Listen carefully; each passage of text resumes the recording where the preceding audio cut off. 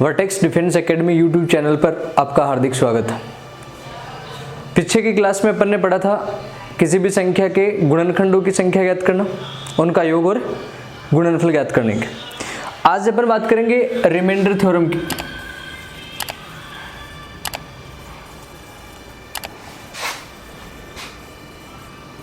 शेषफल प्रमेय। सबसे पहले शेषफल प्रमेय के बारे में समझ लेते हैं थोड़ा कि मान लीजिए आपके पास एक संख्या है 29 और इस संख्या में आपको 6 का डिवाइड करने के लिए बोला गया। जब आप 29 में 6 का डिवाइड करोगे तो 4 बार पूरा पूरा जाएगा और शेषफल की वैल्यू जो आएगी वो अपने पास 5 निकल के आएगी। सबसे पहले यहाँ पे ये जो 29 है, इस 29 को कहा जाता है भाज्य। ये 6 जो है इसको कहा जाता है भाजक। 4 बार भाग पूरा पूरा जा रहा है इसलिए इसको बोला जाएगा भागफल। और लास्ट में जो संख्या शेष बच जाती है वो शेष बची संख्या जो वो आपकी कहलाती है शेषफल। इन चारों राशियों के बीच में एक संबंध होता है और उस संबंध को ही शेषफल प्रमेय से दर्शाया जाता है। अब संबंध क्या कहते हैं कि यदि बात करी जाए भाज्य की तो जो आपका भाज्य होता है वो भाजक गुणा भागफल प्लस शेषफल के बराबर होता है। कहने का मतलब ये हो गया कि यदि इस 6 को 4 के साथ गुणा करके इसमें 5 को जोड़ दिया जाए तो वैल्यू जो आएगी वो आपके पास है 29 निकल के आएगी। और ये जो रिलेशन होता है यही रिलेशन आपका जो वो शेषफल प्रमेय कहलाता है। इस रिलेशन से आप भाग से संबंधित कोई भी क्वेश्चन आसानी से हल कर सकते हो। अब यहाँ पे बनने वाले क्वेश्चंस की बात करी जाए तो देखो सबसे पहला क्वेश्चन जो वो तो शेषफल पर आधारित बनता है। और शेषफल पर आधारित क्वेश्चंस की बात करी जाए तो आपसे कहा जाए कि जब भी किसी संख्या में किसी दूसरी संख्या का भाग दिया जाए तो न्यूनतम शेषफल कितना बच सकता है और अधिकतम शेषफल कितना बच सकता है। कि आपसे कहा जाए कि जब भी किसी संख्या में किसी दूसरी संख्या का भाग दिया जाता है तो न्यूनतम शेषफल कितना बच सकता है और अधिकतम शेषफल कितना बच सकता है। कि जैसे मान लीजिए मैं आपसे कहूं कि जब किसी संख्या में 15 का भाग दिया जाता है तो 15 का भाग देने पर न्यूनतम शेषफल कितना बचेगा और अधिकतम शेषफल कितना बचेगा। तो जब भी किसी संख्या में किसी दूसरी संख्या का भाग दिया जाता है तो न्यूनतम शेषफल जो वो 0 बचता है। और वो कब बच सकता है जब दी गई संख्या दिए गए भाजक से पूर्णतः विभाजित होती है। अब यदि बात करी जाए अधिकतम शेषफल की तो अधिकतम शेषफल की वैल्यू जो वो भाजक के मान पर डिपेंड करती है। यहाँ पे आपसे कह रहा है कि 15 का भाग देने पर अधिकतम शेषफल कितना बचेगा। तो जब भी अधिकतम शेषफल की वैल्यू पूछी जाती है तो अधिकतम शेषफल हमेशा भाजक से 1 कम बच सकता है। कहने का मतलब जब भी किसी संख्या में 15 का भाग दे रहे हैं तो अधिकतम शेषफल की वैल्यू जो वो आपके पास है 14 बच सकती है। 14 से ज्यादा शेषफल नहीं बचेगा, क्योंकि यदि 14 से ज्यादा शेषफल बच जाएगा तो उस केस में फिर से दिए गए भाजक यानी कि 15 का भाग उसमें जाने लग जाएगा। तो जब कहीं भी आपको न्यूनतम शेषफल की वैल्यू पूछी जाती है तो न्यूनतम शेषफल जो वो आपका 0 बच सकता है। और अधिकतम शेषफल की बात कीजिए तो अधिकतम शेषफल जो संख्या आपको दे रखी है भाजक के रूप में उस संख्या से 1 कम बच सकता है। कि मान लीजिए आपसे कहा जाए कि किसी संख्या में n का भाग देने पर अधिकतम शेषफल कितना बचेगा तो n का भाग देने पर जो अधिकतम शेषफल बचेगा वो आपका n-1 बचेगा। दूसरा, कई बार शेषफल के ऋणात्मक होने के कंसेप्ट से भी क्वेश्चन पूछ लेते। तो सबसे पहले चीज, शेषफल कभी भी ऋणात्मक नहीं बचता है।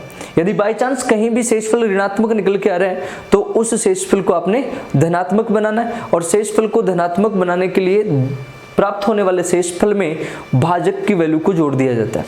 कि जैसे मान लीजिए आपसे कहा जाए कि जब किसी संख्या में 24 का भाग दिया जाता है तो शेषफल -9 बचता है। अब यदि कहीं भी आपको इस प्रकार से शेषफल की वैल्यू दे रखी है तो ये वैल्यू गलत है, क्योंकि शेषफल कभी भी ऋणात्मक नहीं बच सकता है। इसलिए रियल शेषफल की वैल्यू ज्ञात करनी है तो रियल शेषफल की वैल्यू ज्ञात करने के लिए ऋणात्मक शेषफल में भाजक को जोड़ दिया जाएगा। कहने का मतलब -9 में 24 को जोड़ देंगे और -9 में 24 को जोड़ेंगे तो वैल्यू जो आएगी वो आपके पास है +15। कहने का मतलब रियल शेषफल की वैल्यू जो वो +15 है। तो दो चीजें ध्यान में रखनी है, पहली तो अधिकतम और न्यूनतम शेषफल से रिलेटेड। यदि न्यूनतम शेषफल की बात कीजिए तो न्यूनतम शेषफल 0 बचेगा, और अधिकतम शेषफल की बात करें तो अधिकतम शेषफल n-1 बचेगा। दूसरा, यदि कहीं भी शेषफल ऋणात्मक बच रहा है तो उस शेषफल को आपने धनात्मक बनाना है, और शेषफल को धनात्मक बनाने के लिए ऋणात्मक शेषफल में भाजक को जोड़ दिया जाता है। यदि शेषफल प्रमेय पर कोई भी क्वेश्चन आपको पूछा जाता है तो आप हर एक क्वेश्चन को इस कंसेप्ट से सॉल्व कर सकते हैं। कहने का मतलब शेषफल प्रमेय के केस में आपने एक चीज ध्यान में रखनी है कि भाज्य बराबर भाजक गुणा भागफल प्लस शेषफल के बराबर होता है। तो इस कंसेप्ट पर आधारित कुछ क्वेश्चंस कर लेते हैं अपन।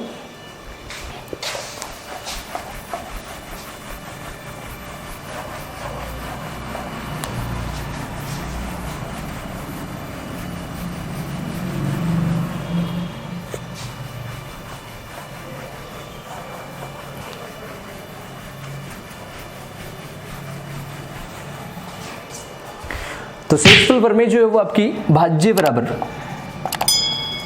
भाजक गुणा भागफल प्लस शेषफल।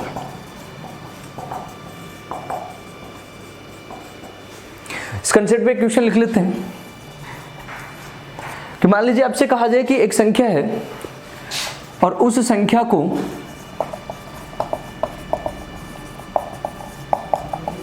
पैंतालीस से विभाजित किया जाता है, या जब किसी संख्या को 45 से भाग दिया जाता है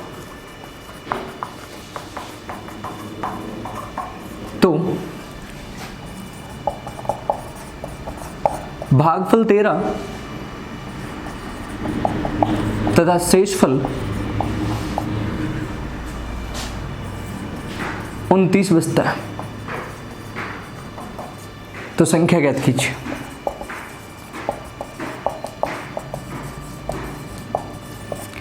जब किसी संख्या को 45 से भाग दिया जाता है तो भागफल 13 तथा शेषफल 29 बचता है, तो वह संख्या क्या होगा? संख्या का मतलब क्वेश्चन में आपको भाज्य की वैल्यू पूछी जा रही है, और आपको पता ही है कि भाज्य, भाजक, भागफल और शेषफल में जो रिलेशन होता है वो ये होता है कि भाज्य बराबर भाजक गुणा भागफल प्लस शेषफल। अब यदि संख्या की वैल्यू ज्ञात करनी है तो संख्या की वैल्यू ज्ञात करने के लिए भाजक को भागफल से गुणा करके शेषफल को जोड़ना है। तो भाजक की वैल्यू 45, भागफल की वैल्यू 13 और शेषफल की वैल्यू जो आपके पास कितनी है 29। तो 45 को 13 के साथ मल्टीप्लाई करके आपने क्या करना है 29 को जोड़ देना है। तो सबसे पहले 45 को 13 के साथ मल्टीप्लाई करेंगे तो वैल्यू जो आएगी वो आपके पास आएगी 585, और 585 में 29 को जोड़ देना है, और 585 में 29 को जोड़ेंगे तो वैल्यू जो आएगी वो आपके पास है 614। कहने का मतलब वह जो संख्या है वो आपकी 614 निकल के आएगी। बहुत सिंपल सा क्वेश्चन था। तो इस क्वेश्चन को सॉल्व करने के लिए आपने डायरेक्ट शेषफल प्रमेय अप्लाई कर दी कि भाज्य बराबर भाजक गुणा भागफल प्लस शेषफल। इसी कंसेप्ट पर या इसी क्वेश्चन को उल्टा पूछ सकता था। उल्टा कैसे? कि यहाँ पे आपको संख्या की वैल्यू दे देता कि मान लीजिए कोई भी संख्या है और उस संख्या को एक निश्चित संख्या से विभाजित करने के लिए बोल देता, भागफल की वैल्यू दे देता और शेषफल की वैल्यू दे देता, और यहाँ पे ये जो भाजक था इस भाजक की वैल्यू पूछ लेता। कहने का मतलब इसी क्वेश्चन में थोड़ा सा चेंज कर देते हैं अपन कि मान लीजिए आपसे कहा जाए जब किसी संख्या की जगह मान लीजिए आपको कोई संख्या दे दे, जब 978 को अक्स से भाग दिया जाता है तो यहां पे मान लीजिए अपने को भागफल और शेषफल की कोई वैल्यू दे देता है। भागफल की वैल्यू दे दी 19 और मान लीजिए शेषफल की वैल्यू दे दी 9, कि जब 978 को अक्स से भाग दिया जाता है तो भागफल 19 तथा शेषफल 9 प्राप्त होता है, तो अक्स का मान कितना होगा? अब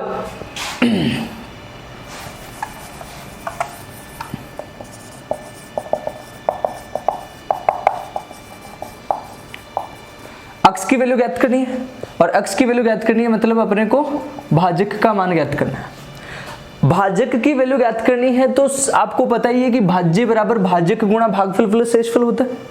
इसलिए भाजक की वैल्यू ज्ञात करने के लिए सबसे पहले शेषफल को इधर की तरफ लाएंगे और भागफल का भाग लगा देंगे। कहने का मतलब ये हो गया कि यहाँ पे यदि भाजक का मान ज्ञात करना है तो सबसे पहले 978 में से 9 को घटाना है और घटाने के बाद में 19 का भाग लगा देना है। 978 में से 9 को घटाएंगे तो वैल्यू जो आएगी वो 969, और 969 में 19 का भाग लगाएंगे तो भाजक की वैल्यू जो आएगी वो अपने पास कितने निकल के आ जाएगी, 51 निकल के आएगी। कहने का मतलब पहले वाले क्वेश्चन को उल्टा कर दिया जिसमें अपने को भाजक की वैल्यू नहीं दे रखी है, भाजक की वैल्यू ज्ञात करनी है, बाकी आपको भाज्य दे रखा है, भागफल दे रखा है और शेषफल दे रखा है।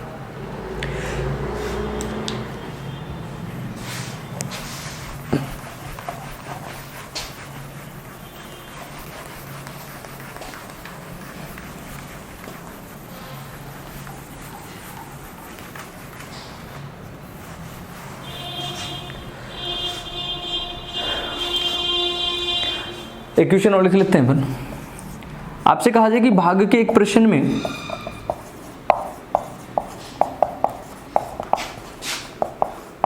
भाजक भागफल का 3 गुना है तथा शेषफल भागफल का,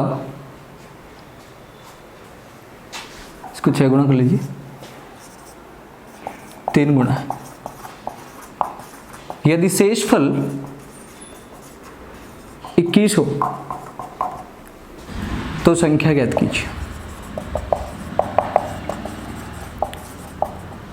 संख्या ज्ञात करने का मतलब अपने को भाज्य की वैल्यू पूछी जा रही है। अब भाज्य की वैल्यू ज्ञात करनी है तो भाज्य की वैल्यू ज्ञात करने के लिए एक ही चीज ध्यान में रखनी है आपको कि भाज्य जो होता है वो भाजक गुणा भागफल प्लस शेषफल के बराबर होता है। अब क्वेश्चन में आपको भाज्य की वैल्यू नहीं दे रखी है, भाजक की वैल्यू भी नहीं दे रखी है, आपको बता रखा है कि भाजक भागफल का 6 गुना है। शेषफल की वैल्यू दे रखी है और रिलेशन दे रखा है कि भागफल का जो शेषफल है वो 3 गुना है। तो सबसे पहले अपन क्या करेंगे, भागफल की वैल्यू निकालेंगे और भागफल की वैल्यू निकालेंगे तो आपसे कह रहा है कि शेषफल भागफल का 3 गुना है, इसलिए भागफल जो होगा वो शेषफल का 1/3 गुना होगा। इसलिए भागफल की वैल्यू जो आ गई वो अपने पास कितनी निकल के आ गई, 7 निकल के आ गई। अब आपसे कह रहा है कि भाजक भागफल का 6 गुना है, इसलिए यदि भाजक की वैल्यू ज्ञात करनी है तो भाजक जो हो जाएगा वो कितना हो जाएगा आपका 7 गुणा 6 42 हो जाएगा।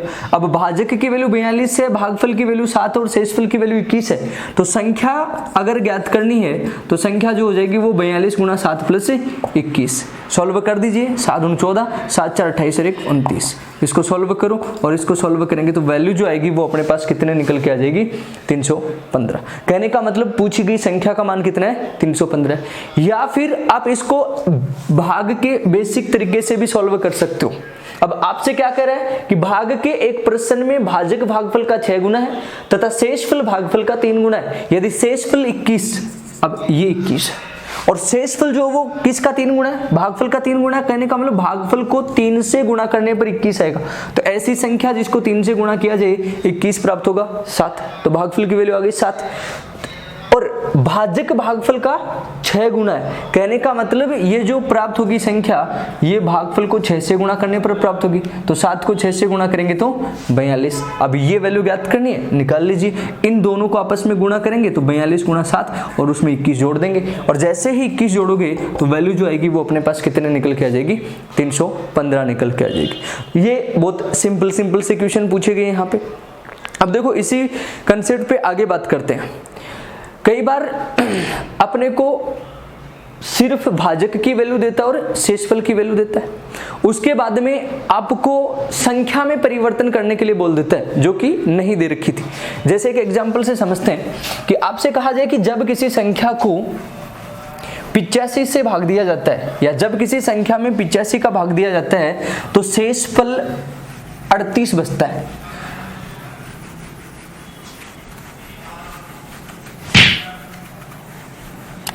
तो उसी संख्या को 17 से भाग देने पर शेषफल क्या बचेगा। सबसे पहले आपसे कह रहा है कि जब किसी संख्या में 85 का भाग दिया जाता है तो शेषफल 38 बचता है। तो उसी संख्या को 17 से भाग देने पर शेषफल क्या बचेगा। अब क्वेश्चन में अपने को संख्या नहीं दे रखी है, जब क्वेश्चन में संख्या नहीं दे रखी है तो बेसिक तरीका तो ये कहता है कि संख्या अपन मान लेते हैं, और आपने मान लिया कि संख्या जो थी वो अक्ष थी। अब इस अक्ष में आपने 85 का भाग दिया, अब भाग कितनी बार पूरा पूरा गया वो अपने को पता नहीं है, मैंने मान लिया y बार पूरा पूरा गया। शेषफल की वैल्यू जो बची वो कितनी बची 38, इसलिए संख्या जो आएगी वो मेरे पास आ जाएगी 85y प्लस 38। अब इस संख्या में किसका भाग देना है, 17 का भाग देना है, और जब आप इसमें 17 का भाग दोगे तो ये तो कंप्लीटली डिवाइड हो जाएगा 5y बार। 17 का भाग 38 में देंगे तो 2 बार पूरा पूरा जाएगा, शेषफल की वैल्यू जो बचेगी वो आपके पास कितनी बच जाएगी 4। ये बेसिक तरीका है। बेसिक तरीका समझाने का रीजन ये है कि आगे इस क्वेश्चन को थोड़ा अलग ढंग से पूछता है, तो वहां जब पूछता है तो उस क्वेश्चन को इस तरीके से आपने सॉल्व करना है। अब देखो ऐसे क्वेश्चन को आप सीधा भी सॉल्व कर सकते हो, इतना कुछ करने की आवश्यकता नहीं है। आपसे कह रहा है कि जब किसी संख्या को 85 से विभाजित किया जाता है तो शेषफल 38 बचता है, तो उसी संख्या को 17 से विभाजित करने पर शेषफल क्या बचेगा। सबसे पहले आपने देखना है कि जो पहले वाला भाजक है उसमें दूसरे वाले भाजक का भाग जा रहा है या नहीं जा रहा है। तो आपने देखना है कि 85 में 17 का भाग जा रहा है कि नहीं जा रहा है। यदि पहले भाजक में दूसरे भाजक का भाग पूरा पूरा जा रहा है तो शेषफल की वैल्यू ज्ञात करने के लिए दूसरे भाजक का भाग पहले वाले शेषफल में ही लगा दिया जाता है। अब 85 का भाग देने पर यदि शेषफल 38 बच रहा है और 17 का भाग देने पर शेषफल ज्ञात करना है, तो आप क्या करो, पहले ये देखो कि 85 में 17 का भाग गया कि नहीं गया। तो 85 में 17 का भाग 5 बार पूरा पूरा जा रहा है, तो शेषफल की वैल्यू ज्ञात करने के लिए 17 का भाग सीधा किस में लगा देंगे 38 में, और 17 का भाग 38 में लगाएंगे तो शेषफल की वैल्यू जो आएगी वो अपने पास कितने निकल के आएगी 4 निकल के आएगी। अब मान लीजिए इसी क्वेश्चन में आपको यहां पे 17 ना देके बोल देता कि जब किसी संख्या में 85 का भाग दिया जाता है तो शेषफल 38 बचता है, तो उसी संख्या को 20 से विभाजित करने पर शेषफल कितना बचेगा। तो मैंने आपको बताया कि जब पहले भाजक में दूसरे भाजक का भाग पूरा पूरा जाता है तो भाग सीधा शेषफल में लगाते हैं, लेकिन यदि पहले भाजक में दूसरे भाजक का भाग पूरा पूरा नहीं जाता है तो उस केस में क्वेश्चन को सॉल्व करने के लिए देखिए ये तरीका। आपने मान लिया संख्या अक्ष थी, 85 का भाग लगाया, y बार पूरा पूरा गया, शेषफल बच गया 38, इसलिए अक्ष की वैल्यू जो आई वो अपने पास आई 85y प्लस 38। अब भाग जो लगाना है वो किसका लगाना है 20 का। क्या 85y में 20 का भाग कितनी बार पूरा पूरा जा रहा है कुछ बता सकते हो। तब तक नहीं बता सकते जब तक अपने को y का मान नहीं पता होगा, क्योंकि y की वैल्यू तो कुछ भी हो सकती है, 1 भी हो सकता है, 2 भी हो सकता है, 3 भी हो सकता है, 4 भी हो सकता है। तो यहां से एक नया कंसेप्ट ये निकल के आया कि जब पहले वाले भाजक में दूसरे वाले भाजक का भाग पूरा पूरा जाता है तो उस केस में अपन शेषफल की वैल्यू ज्ञात नहीं कर सकते। और कब तक ज्ञात नहीं कर सकते, जब तक कि अपने को भागफल का मान नहीं दिया गया हो। यदि भागफल का मान दिया गया तो अपन आसानी से ज्ञात कर सकते हैं। तो ऑप्शन आपको मिलेगा कि शेषफल ज्ञात नहीं किया जा सकता। अब कई बार क्या होता है कि ये चीज जो वो ऑप्शन में नहीं मिलती है कि शेषफल ज्ञात नहीं कर सकते। 4 जो ऑप्शन मिलते हैं वो चारों के चारों आपको संख्यात्मक मान ही दिए गए होते हैं। जब ऑप्शन संख्यात्मक मान के रूप में दिया गया होता है तो उस केस में आपने वो छोटी से छोटी संख्या अपनी तरफ से कंसीडर कर लेनी है जिसमें 85 का भाग देने पर शेषफल 38 बचता है, और छोटी से छोटी संख्या का मतलब भागफल की वैल्यू 1 मान के चलनी। तो वो छोटी से छोटी संख्या यदि अपन कंसीडर करेंगे तो वो संख्या जो आएगी वो अपने पास निकल के आएगी 123। कहने का मतलब 123 वो छोटी से छोटी संख्या है जिसमें 85 का भाग देने पर शेषफल 38 बच रहा है। अब उसी संख्या में किसका भाग देना आपने 20 का भाग देना है, तो 123 में 20 का भाग लगाकर देख लो, और 123 में 20 का भाग लगाकर देखेंगे तो यहाँ पे शेषफल की वैल्यू जो आएगी वो अपने पास कितनी निकल के आएगी 3 निकल के आएगी। लेकिन यदि ऑप्शन में ये दिया गया हो कि शेषफल ज्ञात नहीं कर सकते, तब तक आपका ऑप्शन जो होगा वो यही सही होगा। और यदि ये ऑप्शन में नहीं दे रखा तो फिर आपने शेषफल कितना करना पड़ेगा, 3 करना पड़ेगा। क्योंकि जब शेषफल ज्ञात नहीं किया जा सकता, ये चीज ऑप्शन में नहीं दी गई है, तो अपने को संख्या माननी पड़ेगी जिसमें 85 का भाग देने पर शेषफल 38 बचता है। और संख्या मानने के लिए सबसे पहले अपन छोटी से छोटी संख्या ही कंसिडर कर लेते हैं, और छोटी से छोटी संख्या ज्ञात करने के लिए जो भाजक और जो शेषफल है उन दोनों को आपस में जोड़ दिया जाता है। एक एग्जांपल कर लेते हैं। यहाँ पे आपसे कहा जाए कि जब किसी संख्या को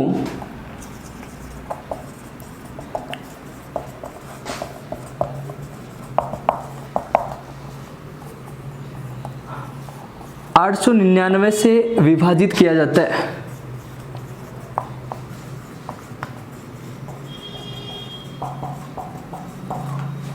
तो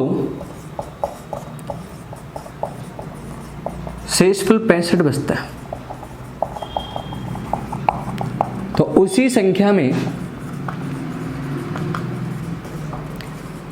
29 का भाग देने पर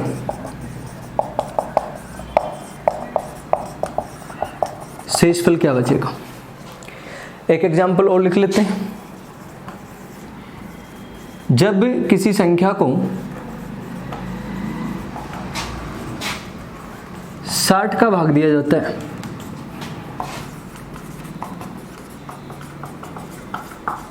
तो शेषफल 55 बचता है। तो उसी संख्या में 40 का भाग देने पर शेषफल कितना बचेगा। तो पहले क्वेश्चन में आपसे कह रहा है कि जब किसी संख्या में 899 का भाग दिया जा रहा है तो शेषफल 65 बच रहा है। तो उसी संख्या में 29 का भाग देने पर शेषफल कितना बचेगा।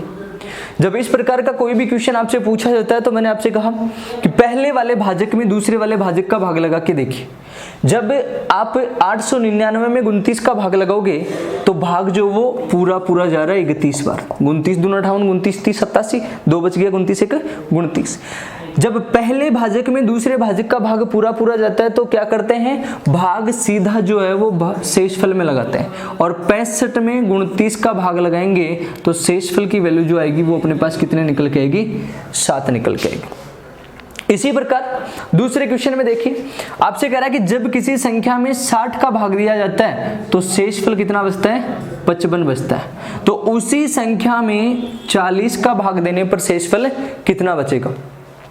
तो सबसे पहले आपने ये देखना है कि क्या 60 में 40 का भाग पूरा पूरा जा रहा है, नहीं जा रहा है। और जब 60 में 40 का भाग यानी कि पहले भाजक में दूसरे भाजक का भाग पूरा पूरा नहीं जाता है तो उस केस में अपन क्या करते हैं, शेषफल ज्ञात नहीं कर सकते।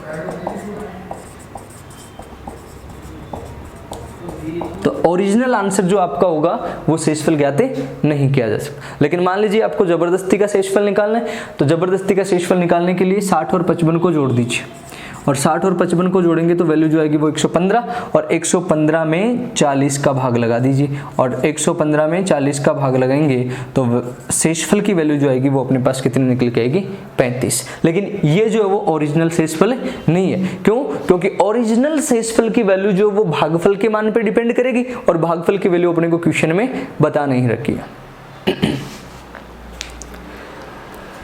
इसी कंसेप्ट में अब देखो यहाँ पे क्या कर रहा था, भाजक की वैल्यू चेंज कर रहा था। जैसे पहले वाला भाजक था 899, दूसरे वाला भाजक है 29। कई बार अपने को इस प्रकार का क्वेश्चन पूछता है जिसमें भाजक की वैल्यू चेंज ना करके भाज्य की वैल्यू चेंज कर देता है। तो कुछ क्वेश्चन देख लेते हैं उस कंसेप्ट से भी।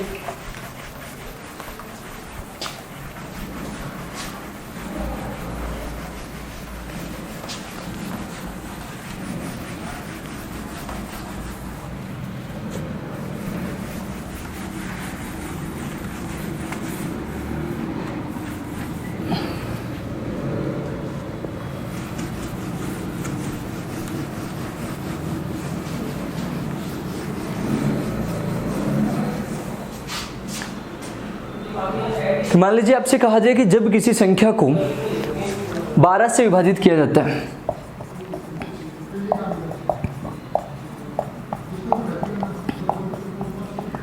तो शेषफल 5 बचता है। तो आपसे कहा जाए कि उसी संख्या के 5 गुणे को 12 से भाग देने पर शेषफल क्या बचेगा। सबसे पहली चीज आपसे कह रहा है कि जब किसी संख्या को 12 से भाग दिया जाता है तो शेषफल 5 बच रहा है। तो उसी संख्या के 5 गुने को 12 से भाग देने पर शेषफल क्या बचेगा। संख्या चेंज नहीं हो रही, सॉरी भाजक जो वो चेंज नहीं हो रहा है। पहले भी 12 का भाग दिया जा रहा था और अब भी 12 का भाग दिया जा रहा है। चेंज जो हो रहा है वो किस में हो रहा है, संख्या में, लेकिन संख्या आपको पता ही नहीं ये संख्या कितनी है। जब इस प्रकार का कोई भी क्वेश्चन पूछा जाता है तो इस क्वेश्चन को बहुत इजी तरीके से सॉल्व कर सकते हैं। जब भाजक की वैल्यू चेंज नहीं होती है, सिर्फ संख्या चेंज होती है, तो जिस प्रकार से संख्या चेंज हो रही है उस प्रकार से शेषफल को चेंज करके भाग लगा दो। अब आपसे कह रहा है कि 12 से भाग देने पर शेषफल 5 बच रहा है। संख्या का 5 गुणा करने के लिए बोला जा रहा है, तो 5 गुणा करना यदि संख्या का, तो आपने किसका 5 गुणा करना है, शेषफल का 5 गुणा करना है। और शेषफल का 5 गुणा करेंगे तो वैल्यू जो आएगी वो अपने पास कितनी आएगी, 25 निकल के आएगी। तो 25 में भाग लगा दीजिए 12 का, और 25 में 12 का भाग लगाएंगे तो शेषफल जो बचेगा वो कितना बचेगा, 1 बचेगा। कहने का मतलब ये हो गया कि मान लीजिए जब किसी संख्या में n का भाग दिया जा रहा है तो शेषफल r बच रहा है। तो इस संख्या को यदि जब किसी संख्या में n का भाग दिया जा रहा है तो शेषफल r बच रहा है। संख्या मान लीजिए कुछ भी x। अब आपसे कहा जाए कि इस संख्या के a गुणे में n का भाग दिया जाए तो शेषफल कितना बचेगा, तो उस केस में आपको a को r से गुणा करके n का भाग लगा देना है। कि जैसे मान लीजिए जब किसी संख्या में 15 का भाग दिया जाता है तो शेषफल 4 बचता है। तो उसी संख्या के वर्ग में 15 का भाग देने पर शेषफल क्या बचेगा, तो आपने क्या करना है, शेषफल का वर्ग 4 का वर्ग करना है, और 4 का वर्ग करेंगे तो 16, और 16 में किसका भाग लगाएंगे, 15 का। 16 में 15 का भाग लगाने पे शेषफल की वैल्यू जो आएगी वो अपने पास कितने निकल के आएगी, 1 निकल के आएगी। क्लियर है ये चीज। कुछ एग्जांपल्स कर लेते हैं। तो यहाँ पे एक ही चीज ध्यान में रखनी है कि जो संक्रिया या जो ऑपरेशन संख्या में लगाने के लिए बोला जा रहा है, सेम वो का वही ऑपरेशन शेषफल में लगाकर दिए गए भाजक का भाग लगा दिया जाता है।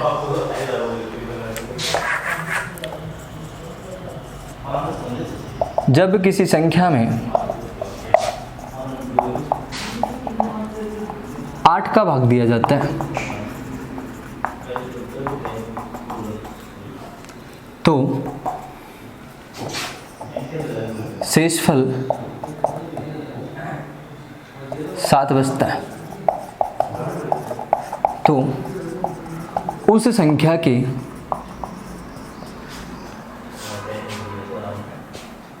7 गुणे में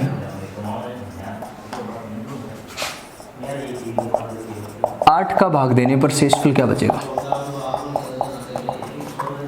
इसी प्रकार आपसे कहा जाए कि जब किसी संख्या में 11 का भाग दिया जाता है तो शेषफल 6 बचता है। तो उस संख्या के वर्ग के दुगुने में 11 का भाग देने पर शेषफल क्या बचेगा। तो देख लीजिए, पहले क्वेश्चन में आपसे कह रहा है कि जब किसी संख्या में 8 का भाग दिया जाता है तो शेषफल 7 बच रहा है। उस संख्या के 7 गुणे में 8 का भाग देने पर शेषफल क्या बचेगा। अब संख्या को कितना गुणा करने के लिए बोल रहा है, 7 गुणा करने के लिए बोल रहा है। और जब संख्या को 7 गुणा करने के लिए बोल रहा है तो आपने क्या करना है, शेषफल को 7 गुणा कर देना है। और शेषफल को 7 गुणा करेंगे तो वैल्यू जो आएगी वो 49, और 49 में भाग दे देना आपने किसका, 8 का, और 49 में 8 का भाग देंगे तो शेषफल की वैल्यू कितनी बचेगी, 1। इसी प्रकार जब किसी संख्या में 11 का भाग दिया जाता है तो शेषफल कितना बच रहा है, 6। अब उस संख्या के वर्ग के दुगुने में, कहने का मतलब संख्या का वर्ग करके उसका डबल करना है, और जब संख्या का वर्ग करके उसका डबल करना है तो अपन क्या करेंगे, शेषफल का वर्ग करके डबल कर देंगे। तो पहले शेषफल कितना था 6, 6 का वर्ग 36, और 36 को डबल कर देंगे तो वैल्यू जो आएगी वो अपने पास कितनी आ जाएगी 72। और इस 72 में किसका भाग लगा देना आपने 11 का, और 72 में 11 का भाग लगेंगे तो भी अपने पास शेषफल की वैल्यू जो आएगी वो कितनी आएगी 6 ही निकल के आएगी। आशा करते हैं यहाँ तक जो चीज़ पढ़ी है वो समझ में आई होगी। धन्यवाद।